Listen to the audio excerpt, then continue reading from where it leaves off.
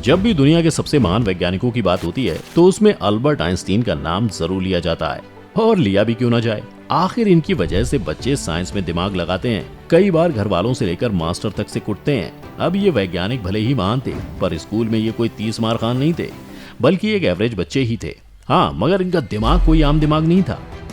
अब अगर आप ये सोच रहे हैं कि हम ये बात बिल्कुल वैसे बोल रहे हैं जैसे वो होता है ना कि हर महान इंसान बचपन में गरीब और बेसहारा होता है, सबके पापा 10 रुपए लेकर ही नदी पार करके खतरनाक मगरमच्छ के बीच से स्कूल जाते थे, तो वी आर सॉरी, इस कहानी में ऐसा कुछ नहीं है। उनका दिमाग बचपन से ही कुछ जरा अलग था, और वो जमाने के हिसाब से कुछ ज्यादा ही तेज और खास थे।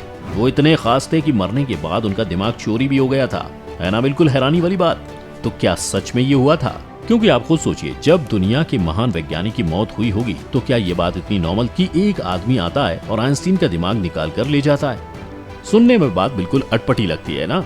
तो चलिए सच्चाई जानते हैं। उनके दिमाग में क्या खास था ये तो जानेंगे ही, पर उससे पहले थोड़ा सा आइंस्टीन के बारे में भी जान लेते हैं। अल्बर्ट आइंस्टीन का जन्म जर्मनी में वुटेमबर्ग के एक यहूदी परिवार में हुआ था। आइंस्टीन को शुरू में बोलने में दिक्कत होती थी और वो पढ़ाई में ज्यादा अच्छे नहीं थे। वैसे तो उनकी मातृभाषा जर्मन थी, पर बाद में उन्होंने इतालवी और अंग्रेजी भी सीखी। शायद उनको भी एहसास हो गया होगा कि जैसे आज अपने देश में मातृभाषा हिंदी से ज्यादा वैल्यू इंग्लिश को दी जाती है, वही हालत जर्मनी में भी हो जाए। बहरहाल, उनके पैदा होने के बाद डॉक्टर्स ने नोटिस किया कि उनका सर किसी भी सामान्य बच्चे के आकार में काफी बड़ा था, माने वो एक असामान्य बच्चे के रूप में जन्मे थे। उस जमाने में मेडिकल साइंस इतना डेवलप नहीं था कि इस बड़े सिर का कारण जाना जा सकता। बड़े होते होते आइंस्टीन असामान्य या शायद एबनॉर्मल बच्चा समझा जाने लगे। असामान्य होने के बाद भी उनका दिमाग इतना तेज था कि आज भी कोई उनका मुकाबला नहीं कर पाया। दिमाग उनका भले ही तेज, पर एक दिक्कत थी, वो थी बोलने की। कोई भी आम बच्चा 1 या 2 साल में बोलना सीख जाता है, पर अल्बर्ट आइंस्टीन को शुरू से बोलने में कठिनाई होती थी। बहुत बड़ी उम्र तक वे बोलते भी नहीं थे। उनके माँ बाप उनके ना बोलने से बहुत परेशान थे। फिर 4 साल की उम्र में उन्होंने पहली बार बोलना सीखा, लेकिन तब भी बहुत साफ नहीं बोलते थे, आधा अधूरा बोलते थे और अक्सर चुप ही रहते थे। 9 साल की उम्र में उन्होंने बोलना शुरू किया, जिसका किस्सा बड़ा ही दिलचस्प है। बात खाने के समय की है। डाइनिंग टेबल पर डिनर के लिए वे अपनी माँ और पिता के साथ बैठे थे। अचानक उन्होंने बोला, सूप बहुत गर्म है। उनके माँ बाप ये सुनकर खुश बाद में हुए, लेकिन पहले उनकी इस साफ आवाज पर चौंक गए। उन्होंने उनसे पूछा कि वो अब तक बोलते क्यों नहीं थे, तो आइंस्टीन का जवाब था, अब तक तो सब कुछ सही ही था। अब आप ही बताओ, ऐसे में आपको क्या लगता है कि उनके माँ बाप खुश ज्यादा हुए होंगे या शॉक? वैसे आइंस्टीन खुद भी मजाकिया थे और उनकी कई आदतें भी हंसाने वाली थी। जैसे वो मोजे नहीं पहनते थे क्योंकि उनके मोजों में छेद हो जाया करते थे। इसका एक और कारण ये भी था कि उनका मानना था कि अगर एक से काम हो रहा है तो 2 पहनने की क्या जरूरत है। वैसे आजकल के लड़के बिना मोजे के जूते वाले इस ट्रेंड को जमकर फॉलो कर रहे हैं। कई फॉर्मल डिनर पार्टीज में वो ऐसे ही बिना मोजे पहने चले जाते थे। एक बार ऑक्सफोर्ड में लेक्चर के लिए वो ऐसे ही चले गए, लेकिन स्टूडेंट्स का ध्यान उनके मोजों से ज्यादा उनके बड़े बालों पर होता था। आइंस्टीन को बाल कटवाना बिल्कुल पसंद नहीं था, और उनके लंबे बाल देखकर कोई भी इसका अंदाजा लगा सकता है। इतने बड़े मैथमेटिशियन होकर भी वो खराब याददाश्त के इंसान माने जाते थे। नाम, तारीख और फोन नंबर उन्हें याद नहीं रहते थे।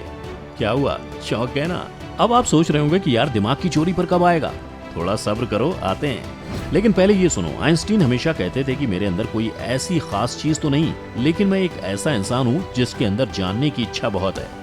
आपको ये जानकर हैरानी होगी, पर हमेशा से वो इतने बुद्धिमान नहीं थे। बचपन से पढ़ाई में कमजोर होने के कारण अल्बर्ट आइंस्टीन को मंदबुद्धि भी कहा जाने लगा था। बचपन में उनकी गिनती बेवकूफ बच्चों में की जाती थी। उनकी कुछ हरकतों के कारण उन्हें कुछ लोगों ने शारीरिक विकलांग कहना शुरू कर दिया था। उनके टीचर भी उन्हें पसंद नहीं करते थे, क्योंकि वो सिर्फ मैथ्स और साइंस के सब्जेक्ट में ही पास होते थे, बाकी हर सब्जेक्ट में फेल होते थे। बचपन से ही उन्हें किताबी ज्ञान में कोई रुचि नहीं थी। फिर भी उन्होंने साइंस की कई ऐसी थीसिस पेश की जिसके बिना साइंस आज भी कमजोर है, फिर चाहे वो E=mc² हो या ग्रेविटेशन। और यही वजह है कि उनका दिमाग आज भी चर्चा का विषय बना हुआ है। जी हाँ, तो चलिए करते हैं उनके दिमाग पर चर्चा।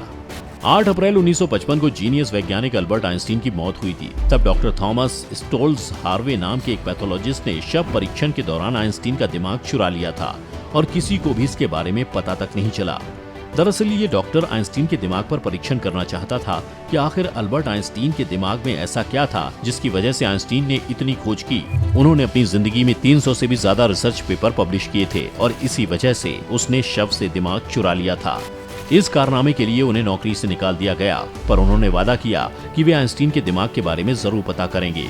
ताकि आने वाले समय में इससे साइंस और साइंटिस्ट को कुछ फायदा हो सके। लेकिन परमिशन न मिल पाने के कारण डॉक्टर थॉमस हार्वे ने आइंस्टीन के दिमाग को एक जार के अंदर कैद रखा। बाद में 1975 में उनके बेटे हैंस की परमिशन मिलने पर उन्होंने आइंस्टीन के दिमाग पर रिसर्च शुरू की।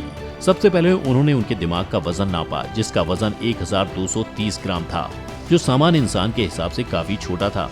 एक इंसान के दिमाग का वजन 1400 ग्राम होता है। उसके बाद डॉक्टर हार्वे ने उनके दिमाग के 240 सैंपल कई वैज्ञानिकों के पास भेजे, जिन्हें देखने के बाद उन्होंने पाया कि उनके दिमाग में आम इंसानों से ज्यादा सेल्स की गिनती हुई है। कुछ साल पहले हुए एक शोध में पता चला कि आइंस्टीन के दिमाग का सेरेब्रल कॉर्टेक्स नाम का हिस्सा एक आम इंसान के मुकाबले से अलग था। सेरेब्रल कॉर्टेक्स यानी प्रमस्तिष्क प्रांतस्था मानव के दिमाग का एक महत्वपूर्ण हिस्सा होता है, जो सबसे जटिल माना जाता है और इसी वजह से उनका दिमाग असाधारण सोचता था। वैसे ये रिसर्च साइंटिस्ट के कितने काम आएगी ये तो वही बताएंगे, पर आप हमें कमेंट करके ये बताओ कि रिसर्च के लिए दिमाग चुराने का आइडिया कितना सही था। अगर आज की ये वीडियो आपको पसंद आई हो तो इसे लाइक करने के साथ साथ अपने दोस्तों और रिश्तेदारों के साथ शेयर जरूर कर दें। अगर आप ये वीडियो YouTube पर देख रहे हैं तो चैनल को सब्सक्राइब करके बेल आइकन दबा दें, और अगर Facebook पर आप ये वीडियो देख रहे हैं तो Facebook पेज को जल्दी से लाइक करें। फिलहाल के लिए इतना ही। अभी के लिए दीजिए हमें इजाजत। आपसे फिर मुलाकात होगी अगली वीडियो में। शुक्रिया।